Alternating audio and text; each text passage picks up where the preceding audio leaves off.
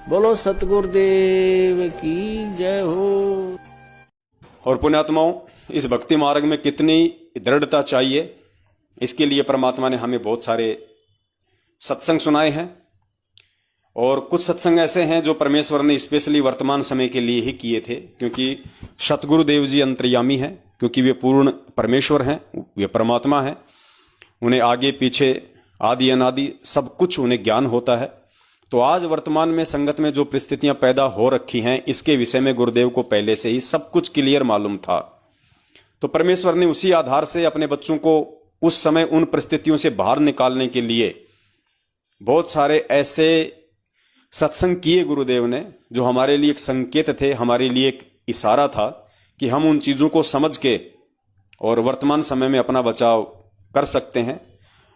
और जो परमेश्वर की जो ज्ञानी आत्माएं हैं, जो परमेश्वर की हंस आत्माएं हैं, वो आज उन सत्संगों को आधार बना के अपना बचाव भी कर रही हैं। भक्ति मार्ग पे काल एजेंटों से भी अपना बचाव कर रही हैं। अन्य प्रकार की मर्यादा ये लोग जो संगत से पिछले 7 वर्षों से तोड़वाते आ रहे हैं, सतलोक आश्रम मैनेजमेंट हरियाणा वाले, पूज्य गुरुदेव जी के बेटा बेटी, भाई बंधु, रिश्तेदार, जवाई, स्टेट कोऑर्डिनेटर स्वयं भी बच रहे हैं, अन्य भगत भाई बहनों को भी आगाह कर रहे हैं। तो पुण्यात्माओं, भक्ति मार्ग है ज्ञान आधार का। अगर वर्तमान समय बिचली पीढ़ी वाला यदि ज्ञान आधार का नहीं होता, तो परमात्मा जितना जोर आज लगा रहे हैं आप और हम जीवों को समझाने के लिए, परमेश्वर ने टेक्नोलॉजी दी, परमेश्वर ने शिक्षा दी, परमेश्वर ने ये विज्ञान दी, हमारे को ये साधन दिए, आने जाने के लिए, बात करने के लिए मोबाइल दिए, ये सारी सुविधा परमात्मा 650 साल पहले भी दे सकता था, क्योंकि वे समर्थ हैं। वे कभी भी, वे चाहें तो सतयुग में मोबाइल का आविष्कार करवा सकते हैं, वे चाहें तो सतयुग में एरोप्लेन का, हेलीकॉप्टर का आविष्कार करवा सकते हैं। यह परमेश्वर के बाएं हाथ का काम है। लेकिन परमात्मा ने वर्तमान समय को ही मोक्ष मार्ग चुना था, इसलिए परमात्मा ने वर्तमान में ये सारी सुविधाएं आप और हमें देनी थी। और इस मार्ग को परमात्मा ने ज्ञान मार्ग का नाम दिया है। बिना ज्ञान को आधार बनाए आप सतलोक नहीं जा सकते, क्योंकि ज्ञान को आधार बनाए बिना आप सतगुरु को नहीं समझ सकते। और जब आप सतगुरु को नहीं समझेंगे तो उनके सत्संगों को नहीं समझ सकते। सत्संगों को नहीं समझेंगे तो कभी भी आप सतलोक जाने के लायक नहीं बन सकते हैं। तो कुछ एक झलक आपको दिखाते हैं सतलोक आश्रम मैनेजमेंट हरियाणा वाले उन लोगों की, जिनको संगत बहुत बड़ा भगत मानती है, और ऐसे ऐसे व्यक्ति जिनके कहने पे सभी स्टेट के स्टेट कोऑर्डिनेटर काम करते हैं। यानी जितने भी स्टेट के स्टेट कोऑर्डिनेटर हैं, वो सब के सब जिस बंदे के एक इशारे पे काम करते हैं, आगे मैसेज फॉरवर्ड करते हैं आंख बंद करके, उस बंदे का कितना ज्ञान आधार है, जिसका नाम है नवीन सोनीपत वाला। शायद वर्तमान में उसको सोनीपत के नामदान केंद्र की सेवा दी हुई है। महेंद्र का राइट हैंड है, पहले तो राइट हैंड वही था, अब वर्तमान में हो सकता है वर्ल्ड कोऑर्डिनेटर देशराज ने वो पद ले लिया, क्योंकि महेंद्र को ऐसा आदमी चाहिए जो मार काट करने में, गाली गलौज करने में, भक्तों के मुंह में मूतने में एक नंबर हो सकता है नवीन सोनीपत्र ने कह दिया होगा, भैया और तो सब ठीक है, लेकिन भक्तों के मुंह में मूतना मेरे बस की बात नहीं है। और उन्होंने देशराज दिल्ली वाले का नाम उसको सुझाया होगा मीटिंग में कि भाई देशराज जी जो हैं सादरा वाले DDA फ्लैट में रहते हैं दिल्ली में, जो कि महेंद्र जी के जो है वो भुआ जी का लड़का है, जिसको वर्ल्ड कोऑर्डिनेटर बनाया हुआ है, वो ये काम बड़ी आसानी से कर सकता है, क्योंकि उसको वेल एंड बेटर एक्सपीरियंस है भक्तों के मुंह में मूतने का। तो वो नवीन जी जिनके इशारे पे सभी स्टेट कोऑर्डिनेटर काम करते हैं, थोड़ा सा उनकी आपको एक झलक दिखा देते हैं। उसके बाद शायद उन तमाम भक्तों के आंखों के ऊपर जो काली पट्टी या जो काला चश्मा चढ़ा हुआ है अज्ञानता का, शायद थोड़ा बहुत वो फीका पड़ जाए उसका रंग, और आपको महसूस हो कि हम 7 साल से किन मूर्खों की संगति कर रहे थे, किन मूर्खों की संगति के चलते हमने तमाम परमेश्वर की मर्यादाओं को तार बतार कर दिया और अपना बेड़ा गर्क कर लिया।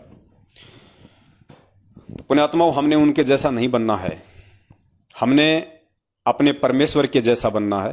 परमेश्वर ने जैसा एक भगत के गुण और लक्षण बताए हैं, हमें वैसा बनना है। तो ये साध संगति का यही मकसद है कि हम परमेश्वर के ज्ञान को आधार बनाएं, और जो तमाम गलतियां हमारे से पहले हमारे बड़े भगत भाई बहनों ने की हैं, उन तमाम गलतियों से हम शिक्षा लें, हम सबक लें, और आगे हम भक्ति मार्ग पे आगे बढ़ें।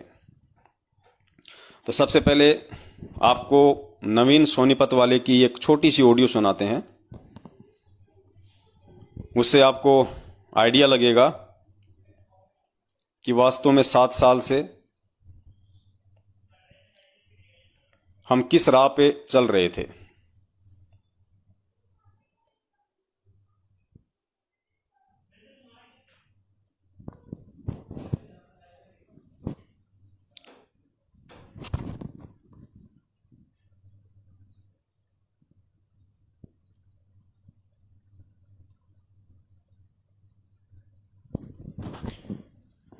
तो ये नवीन जी हैं सोनीपत से, सोनीपत के नामदान केंद्र की सेवा संभाल रहे हैं। अब सोचिए, जो व्यक्ति 7 साल से महेंद्र का राइट हैंड हो, जो व्यक्ति सभी स्टेट कोऑर्डिनेटर को सलाह देता हो, सभी स्टेट कोऑर्डिनेटर इस नवीन सोनीपत के मैसेज के इंतजार में हो, जैसा ये मैसेज दे उसी अनुसार फिर आगे उन स्टेट कोऑर्डिनेटरों के द्वारा जिला कोऑर्डिनेटरों को वो मैसेज फॉरवर्ड किया जाता है, जिला कोऑर्डिनेटर के द्वारा नामदान केंद्र वालों को फॉरवर्ड किया जाता है और फिर आगे पूरी संगत को मूर्ख बनाया जाता है। तो इस व्यक्ति के क्या विचार हैं थोड़ा सा आप जी जान लीजिए, क्योंकि वैसे तो दास ने अनेकों बार वीडियो बना के पूरे मैनेजमेंट का कुकर्म आपकी आंखों के सामने रखा हुआ है। गुरुजी के बेटा बेटी से लेके, गुरुजी की कलयुगी पत्नी से लेके, उनके रिश्तेदारों तक के, सभी स्टेट कोऑर्डिनेटर के, सबके कर्म कुकर्म, उनका चरित्र, उनका व्यवहार, उनका बोलचाल, उनकी भाषा, दास ने कई वीडियो बना के आप जियों को दिखाया हुआ है। बीच बीच में दिखाना आवश्यक है ताकि जो लोग इनके पीछे आंख बंद करके भेड़ चाल में चल रहे हैं उनको थोड़ा सबक मिले। वैसे भी परमात्मा कहते हैं कि यदि कोई व्यापारी होता है और किसी गोदाम में 1000 अनाज की बोरियां रखी हैं और उसने यदि व्यापार करना है तो वो 1000 बोरियों को खोल खोल के नहीं देखता है। वो क्या करता है, वो एक फॉर्मूला अपनाता है। एक लोहे का एक पैना सा बताया गुरुजी ने, जिसको कहते हैं परखी। आगे से बिल्कुल वो पैना होता है, पीछे से थोड़ा चौड़ा होता है। वो क्या करता है, उस गोदाम में रखी हुई हजारों बोरियों को खोल खोल के नहीं देखता है। वो उस गोदाम में बीच बीच में जाके 4-5 बोरियों के अंदर वो परखी मारता है। परखी बाहर निकालेगा, कुछ दाने गेहूं जो भी हैं वो उस परखी में आ जाते हैं और उस परखी में से वो देख लेता है कि इस बोरी के अंदर ये किस क्वालिटी का अनाज है। तो 5-7 बोरियों में वो परखी मार के चेक कर लेता है और उसको आइडिया लग जाता है तमाम 1000 बोरियों का कि इस गोदाम में कौन सी क्वालिटी का माल है। फर्स्ट ग्रेड का है, सेकंड ग्रेड का है, थर्ड ग्रेड का है, फोर्थ ग्रेड का है या बिल्कुल घटिया ग्रेड का है। तो आपको एक परखी मार के दिखा देते हैं उस व्यक्ति की जिसके इशारे पे सभी स्टेट कोऑर्डिनेटर चलते हैं। और जब आपके सामने इसका ज्ञान आधार आ जाएगा तो बाकी का अपने आप आ जाएगा कि उनका कितना घटिया और गिरा हुआ स्तर होगा। अब ये भाई साहब अपने, जब दास ने 5 घंटे की डीवीडी सन 2016 में परमपिता परमेश्वर जी के आशीर्वाद से संगत को जगाने के लिए सबूतों सहित बनाई थी और हजारों भगत भाई बहनों को हमने जा हमने वो कोरियर की, हजारों को अपनी जेब से पैसा लगा के हमने वो कोरियर किया, हजारों भगत भाई बहनों को। वो दास की सबसे पहली वीडियो थी संगत में 2016 में, 5 घंटे की डीवीडी।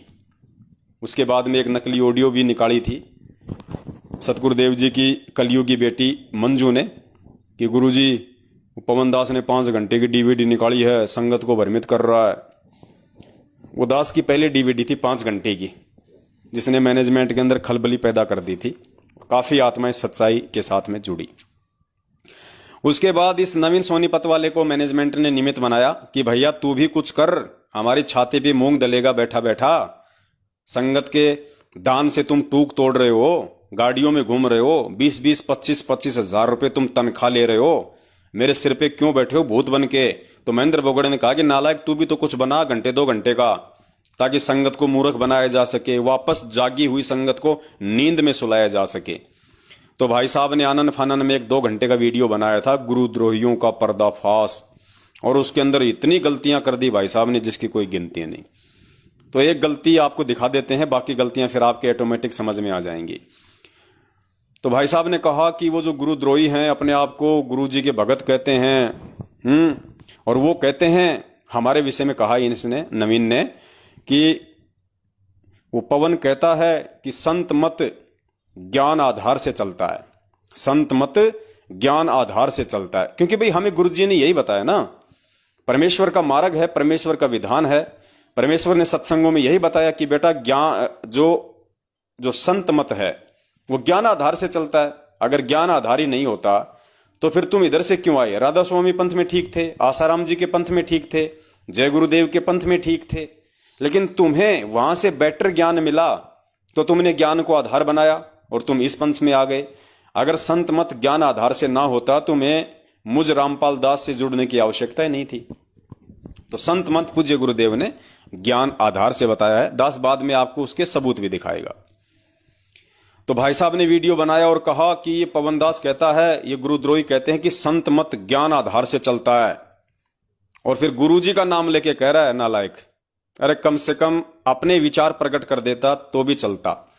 बीच में गुरुजी का नाम डाल के कह रहा है, जबकि गुरुजी कहते हैं कि संत मत ज्ञान आधार से नहीं चलता है, संत मत गुरुजी के आदेश से चलता है। भाई साहब कल को गुरुजी शरीर छोड़ के चले जाएंगे, तब ये संत मत कौन से आदेश से चलेगा?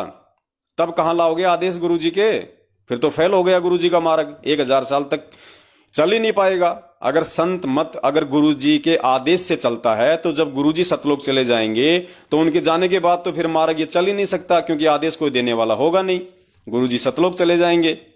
तो इतनी बड़ी मूर्खता इन लोगों की खोपड़ी में समाई हुई है। पहले सुन लीजिए इसकी ऑडियो, फिर आगे जिक्र करेंगे।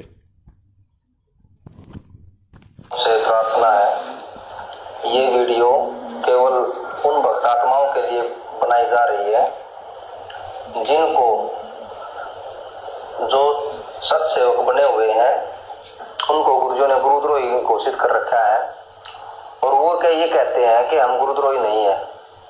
तो सबसे पहले आपको बता दें कि गुरुजी बताते हैं संत मत गुरुजी के आदेश से चलता है। जो गुरुजी का आदेश नहीं मानता वो गुरुजी का शिष्य ही नहीं है। संत मत ज्ञान आधार से नहीं चलता, गुरुजी के आदेश से चलता है, और जो गुरुजी के आदेश को नहीं मानता उसके लिए संत मत खत्म हो चुका है। भाई साहब कह रहा है कि गुरुजी बताते हैं, नाम बीच में गुरुजी का बदनाम करना तो इनकी घटिया आदत है। कहते हैं गुरुजी बताते हैं कि संत मत जो होता है वो गुरुजी के आदेश से चलता है, संत मत ज्ञान आधार से नहीं चलता है। और गुरुजी बताते हैं कि जो गुरुजी क्या बोला इसने आगे भगवान जाने। तो पुण्यात्मा आप किन लोगों की संगति कर रहे हो? जिस ज्ञान को परमात्मा ने पिछली पीढ़ी में अपनी रीढ़ की हड्डी बनाया है भक्ति मार्ग की, उसको ये लोग रिजेक्ट कर रहे हैं आपकी आंखों के सामने। ये प्रमाण है, इसके बाद कोई सीना फाड़ के दिखाने की आवश्यकता है क्या? कहता है गुरुजी बताते हैं कि संत मत ज्ञान आधार से नहीं चलता। अब बताओ गुरुजी ने कौन से सत्संग में बताया कि संत मत ज्ञान आधार से नहीं चलता है? एक भी सत्संग बता दो परमात्मा का 1994 से लेकर 2014 तक जिसमें गुरुजी ने कहा हो कि संत मत यानी भक्ति मार्ग ज्ञान आधार से नहीं चलता है। हर बार परमात्मा कहते हैं कि पुण्यात्माओं इस ज्ञान को आधार बनाओ, ज्ञान को आधार बनाओ। बिना ज्ञान के तुम 650 साल पहले धोखा खा गए, आज कैसे पार हो सकते हो? उसके बाद ये पुस्तक यथार्थ भक्ति बोध का सरलार्थ, इसके पेज नंबर 77 पे जब हम चलेंगे तो परमात्मा ने स्पष्ट तौर पे लिखा हुआ है, आप जी देख सकते हैं, पेज नंबर 77।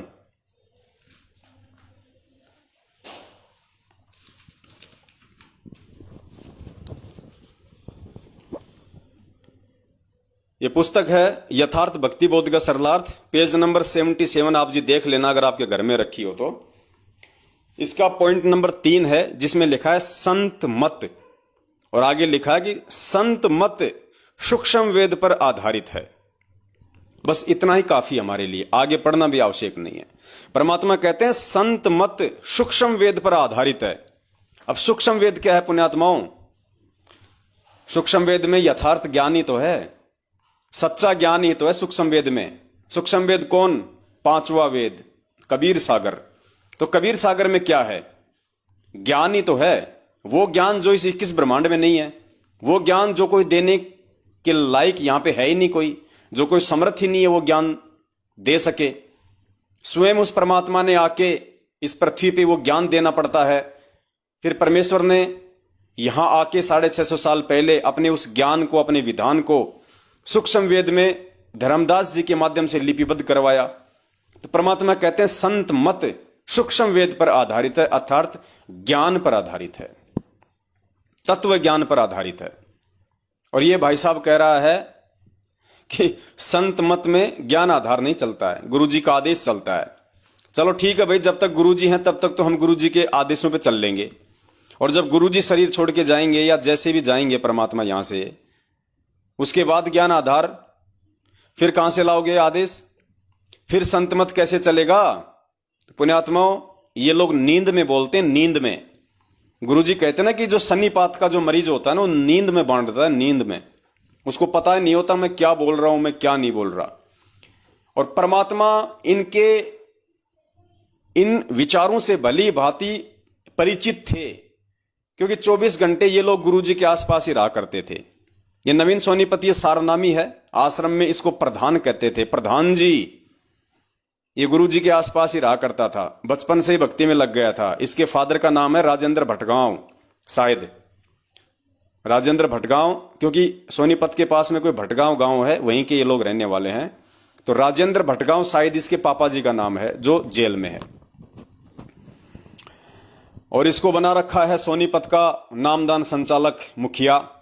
अब मुखिया साहब के विचार आपके सामने दास ने रख दिए हैं, उसी की जुबानी। तो पुण्यात्माओं, अब और क्या समझाएं इससे ज्यादा।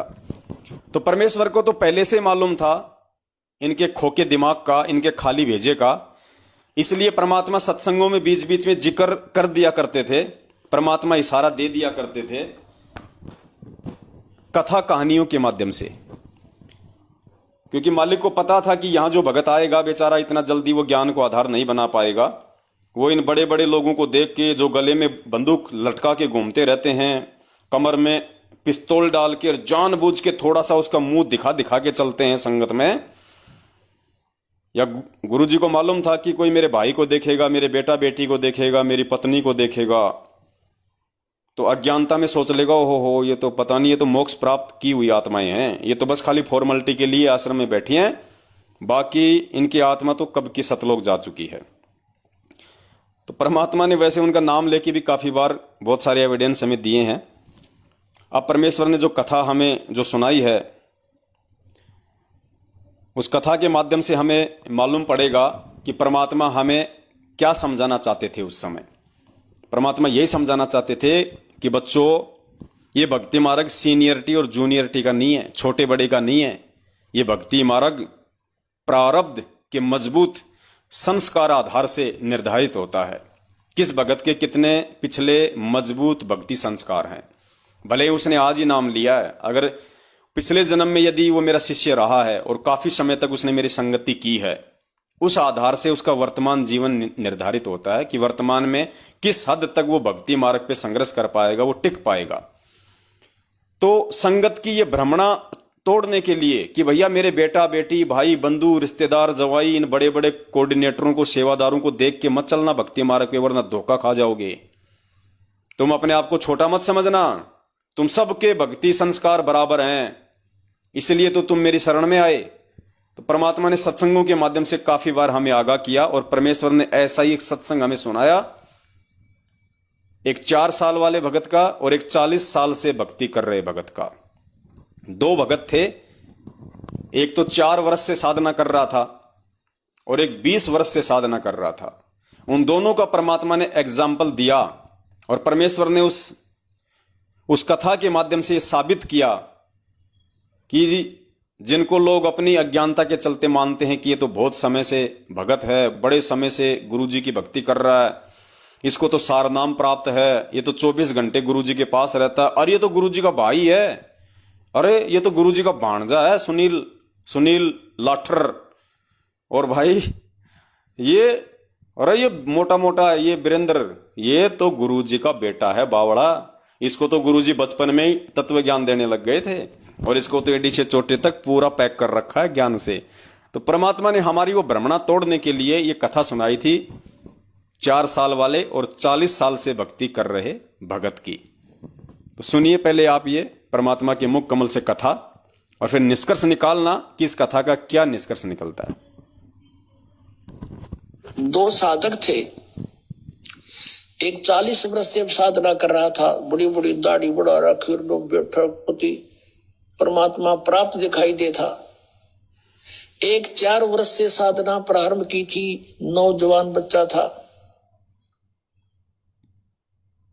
एक देवदूत आता था भगवान के दरबार से, उन दोनों से मिलता था, घंटों भगवान की बातें चर्चा करके दोनों से। वो रहते थे अलग अलग, एक इधर एक दूसरी पश्चिम में एक पूर्व में, गांव के नगर के। दोनों के पास चर्चा करके जाता था। एक दिन उस देवदूत ने भगवान से कहा, भगवान विष्णु से, कि भगवान आपके 2 भगत बड़े अटल हैं, आपके ऊपर पूरा विश्वास करते हैं। विष्णु जी ने देखा, ध्यान दृष्टि से कहा कि नहीं, उनमें से एक भक्त है, एक भक्त नहीं है, वो ढोंग कर रहा है। तो देवदूत ने कहा कि भगवान वो होगा जो अभी 4 वर्ष से लगा है, कि नहीं, जो बहुत पुराना लगा हुआ है वो भक्त नहीं है, वो विश्वासी नहीं है। देवदूत को ये समस्या आ गई कि शायद भगवान ने समझा नहीं होगा ढंग से। कहने लगा, जी इधर पूर्व की साइड में बैठा है ना, वो दाढ़ी बड़ी बढ़ रही है, बड़ा वो है, 40 वर्ष से लगा हुआ, आपका पक्का भगत है। कहने लगा, वही तो भगत नहीं है। भगवान बोले। अब वो देवदूत उसके मुंह का नहीं देखा, मालिक के मुंह का नहीं, कोई कैसे बोल रहे हैं परमात्मा। तो विष्णु ने कहा कि आपको मेरी बात पर विश्वास नहीं हुआ। देवदूत ने कहा, भगवान ये तो नहीं हो सकता कि आपकी बात अविश्वसनीय हो, लेकिन मेरी बुद्धि छोटी है, ये काम ना कर रही। तब विष्णु जी ने कहा कि आज तू थोड़ा सा देर से मिलने जाना उनको, और वो कारण पूछे तो उनको ये बताना। अब ठीक है। वो सबसे पहले गया तो उससे के पास जिसने सही भगत मानना था, 40 वर्ष से भक्ति कर रहा था, उसके पास गया तो उसने पूछा उस बड़े भगत ने कि देवदूत आज तो बहुत देर कर दी, 2-3 घंटे लेट आए, क्या बात होगी, स्वस्थ तो हो। तो देवदूत ने कहा कि भगत क्या बताऊं, आज तो भगवान ने ऐसी अनहोनी कर दी। परमात्मा ने दिन के 1 बजे और एक अनहोनी लीला करनी थी, उसको देखने के लिए रुका रहा मैं। क्या करनी थी कि एक हाथी को और सुई के उस सुराख से निकालना था, सुई के सुराख से निकालना था। धागा डालने का सुराख होता सुई, उसमें से हाथी निकालना था। और मैं उसको देखने के लिए रुक गया। उसे 40 वर्ष वाले साधक ने पूछा, फिर क्या हुआ? कि भगवान ने सचमुच हाथी को सुई के धागा डालने वाले सुराख में निकाल दिया। वो क्या कहता है कि देवदूत ऐसी झूठ बोल किसी का जच जा, ऐसी बकवाद नहीं करा करते, ये कभी हो सकता है? अब देवदूत उसके मुंह का नहीं देखे, डांगर बोल रहा कि है दिखा ऐसा भगत, इस पर विश्वास नहीं भगवान का। वो तो उठकर चल पड़ा, भाई भगवान ठीक कह रहे थे, ये तो नरा पशु है, काम खांडले ढो रहा है। जब इसने न विश्वास नहीं, भगवान क्या नहीं कर सकता, फिर क्या फायदा इस भक्त का। अब उठ के गया 4 वर्ष वाले के पास। उसने तो वहां तो सोचा था कि तो और के मैं एंड बैंड बोलेगा, जब मैंने यूज कर दिया था। अब उसने भी यही प्रश्न किया कि देवदूत आपकी इंतजार कर रहा था, पलक बिछाए बैठा था, आएंगे आप, आते हो, चर्चा हो जाती है परमात्मा की, दिल लगता है। आज आप बहुत देर कर दी, मैंने सोचा था आज नहीं आएंगे, आज का दिन तो हमारा व्यर्थ हुआ। क्या कारण है देवदूत इतना देरी करने का? उसने फिर यही बताया कि दिन के 1 बजे परमात्मा ने एक लीला करनी थी। और भाई कमाल कर दिया, भगवान ने तो हद कर दी कि सुई की सुराख के अंदर से हाथी निकाल दिया, बेअचरज कर दिया। अब वो कहता है कि ये क्या अचरज है, देवदूत भगवान निकाल दे पूरी पृथ्वी ने सुई की नोक में गए, भगवान क्या नहीं कर सकता। तब उसने देवदूत ने उस 4 वर्ष के साधक को सीने से लगा लिया और कहा, धन है तेरे माता पिता जिससे जन्म हुआ,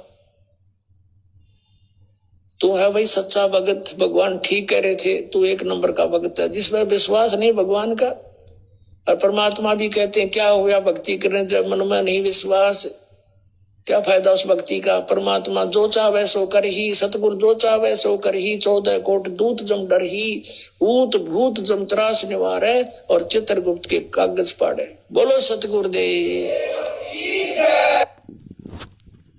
पुण्यात्माओं, ये सत्संग परमात्मा ने हमें मनोरंजन के लिए नहीं सुनाए थे। ये सत्संग उस अंतर्यामी सतगुरुदेव को मालूम था कि आने वाले समय में संगत में जब मैं परीक्षा लूंगा मेरे द्वारा 27 साल से दिए गए ज्ञान की, उस समय मालूम पड़ेगा कि कौन तो 40 साल वाला भगत है और कौन 4 साल वाला भगत है, किसको परमात्मा का ज्ञान हुआ है। तो जो 40 साल से साधना कर रहा था उसको विश्वास नहीं था, बिना विश्वास के खाली ढोंग कर रहा था, पाखंड कर रहा था, देखा देखी में लग रहा था। और वो देवदूत अपनी अज्ञानता के चलते उसको बहुत बड़ा उसको भगत मान रहा था। जैसे आज लाखों की संगत पूज्य गुरुदेव जी के बेटा बेटी भाई बंधु रिश्तेदार जवाई स्टेट कोऑर्डिनेटर इनको बहुत बड़ा भगत मान रही थी। देखा देखी में किसी ने बुद्धि विवेक का इस्तेमाल नहीं किया, गुरुदेव के ज्ञान को आधार बना के नहीं सोचा, सिर्फ गुरुदेव के रिश्तेदार समझ के ही उनको बहुत बड़ा मान लिया। तो परमात्मा ने कहा कि वो ढोंग कर रहा था, वो पाखंड कर रहा था, उसको विश्वास नहीं था। और जब देवदूत ने कहा कि भाई परमात्मा ने तो चाड़ा कर दिया, अचरज कर दिया, भगवान ने तो दिन के 1 बजे सुई की नोक में से हाथी निकाल दिया, भाई मैं उसको देख के आ रहा हूं। तो उस 40 साल वाले ने इतना भी विचार नहीं किया, चलो भगवान पे तो विश्वास नहीं, कम से कम रोजाना देवदूत से बातचीत करता था, कम से कम उस पे तो विश्वास कर लेता कि ये देवदूत कह रहा है कि मैं मेरी आंखों से देख के आया हूं, और उसको भी कह रहा है कि ऐसी झूठ बोल जो किसी के जचे।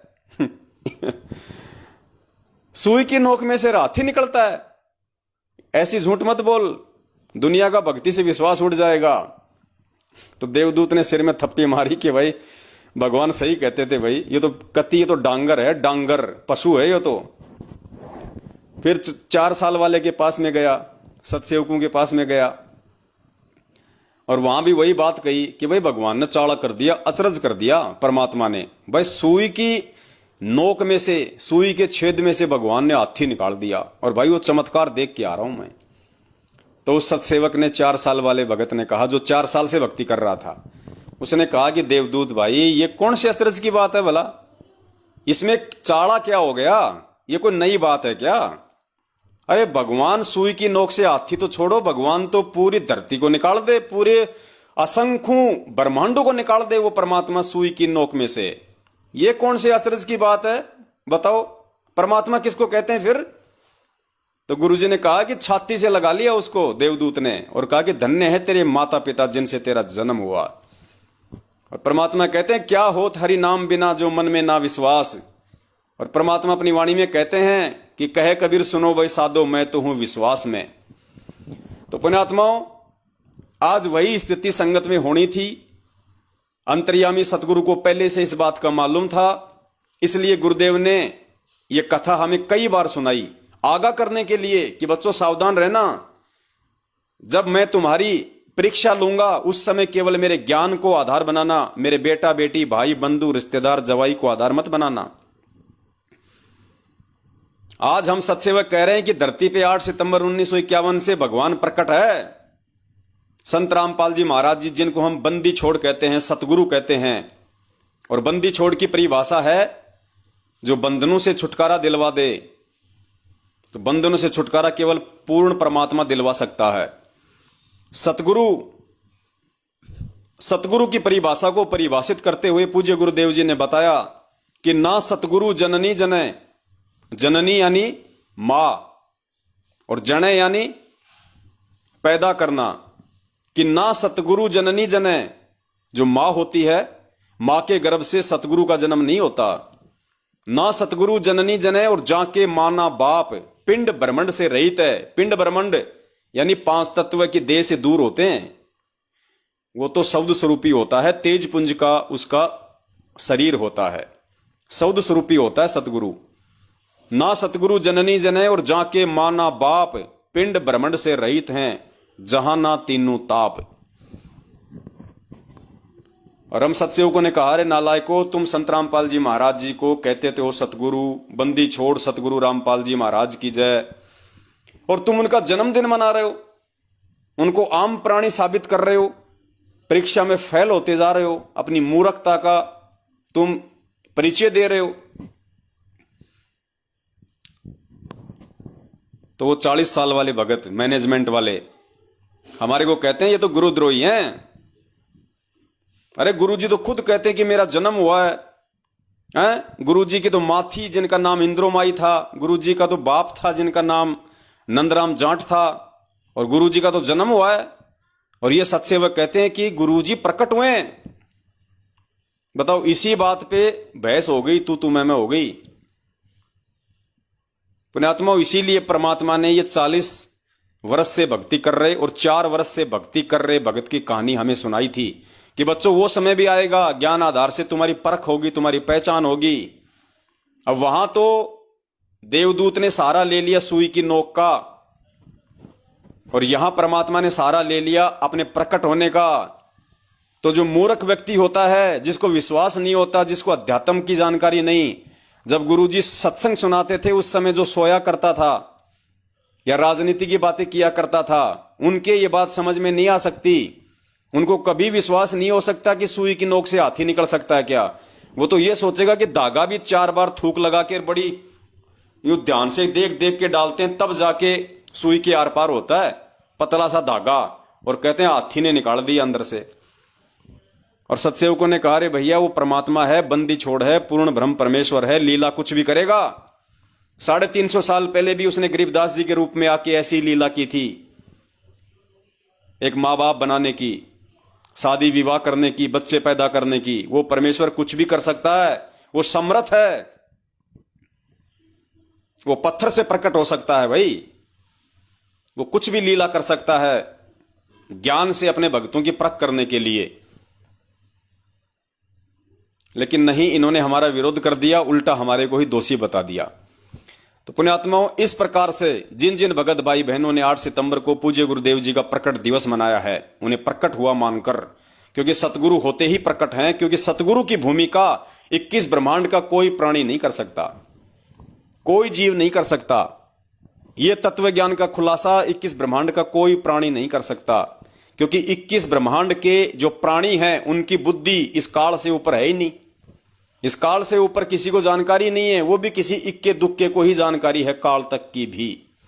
बाकी किसी को जानकारी नहीं है कि ये ब्रह्म कौन है, ये ज्योति निरंजन कौन है, ये काल कौन है, ये ब्रह्मलोक क्या है।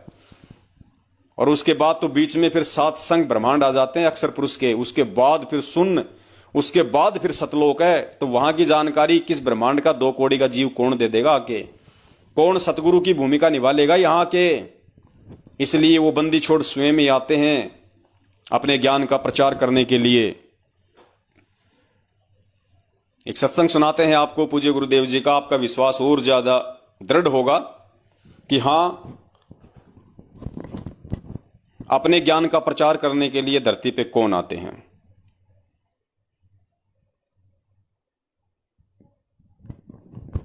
इस सत्संग में परमात्मा ने बताया कि वो परमात्मा अपने तत्व ज्ञान का स्वयं ही दूत होता है। दूत यानी संदेशवाहक, वो परमात्मा स्वयं ही होता है।